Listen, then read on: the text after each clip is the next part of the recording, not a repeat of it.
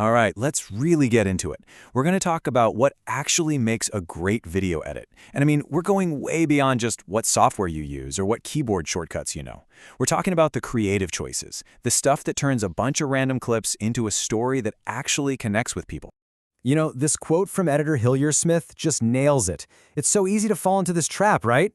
Thinking that editing is just technical. It's about getting the timing perfect and following all the rules. But really, at its heart, it's an art form.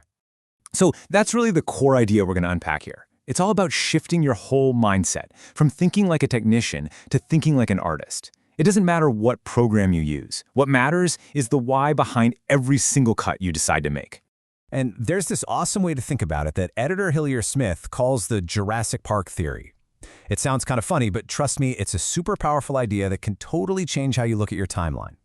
Yup, that line. It perfectly captures the single biggest trap that editors fall into. Just because you can add some super flashy visual effect or really complex transition doesn't mean you should.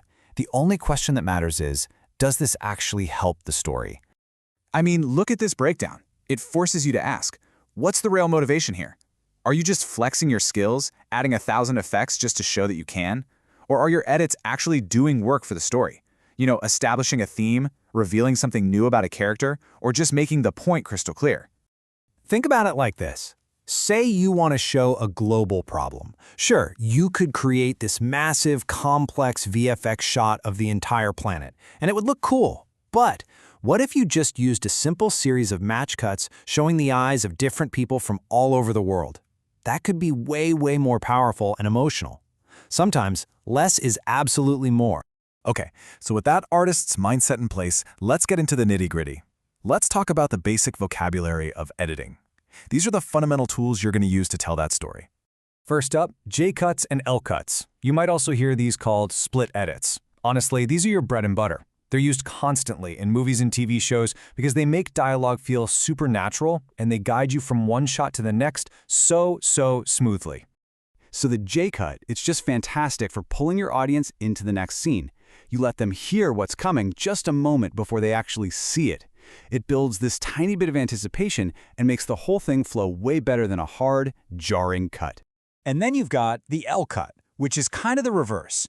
This is perfect for showing someone's reaction. Like, we can keep hearing the person who is just talking, but we cut to see the other person's face as they're listening. And a lot of the time, that reaction is even more important than the words themselves.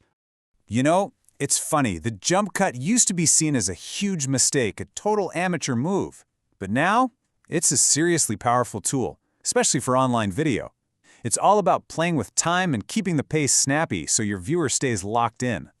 I mean, its main job is to just get rid of the boring stuff. Simple as that. Whether it's cutting out an or a long pause, or condensing a 10-minute process into 10 seconds, the jump cut gets right to the good stuff. And that is absolutely crucial for keeping people watching. Now this is like a magic trick for editors. It's how you make a cut feel completely invisible. You cut right in the middle of a motion, someone picking up a glass, opening a door, and the viewer's brain just fills in the blank. The transition feels totally seamless and natural. Okay, so let's zoom out for a second. Editing isn't just about these individual little cuts. It's about how you string them all together to shape the entire experience for the viewer. You controlling the pace, their focus, and even the physical frame they're looking at. Check out this number, 2.5 seconds. That is the average shot length in movies today. Just a few decades ago, it was 12 seconds. That's a massive change, and it shows you just how much faster everything has to be to hold our attention now. Every single second has to count. So, because things are moving so fast, this becomes absolutely crucial. You have to be the director of your audience's eyeballs.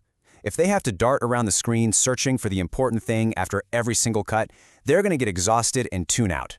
A good edit makes watching feel effortless. And if you want to see a masterclass in this, oh my gosh, look no further than Mad Max Fury Road.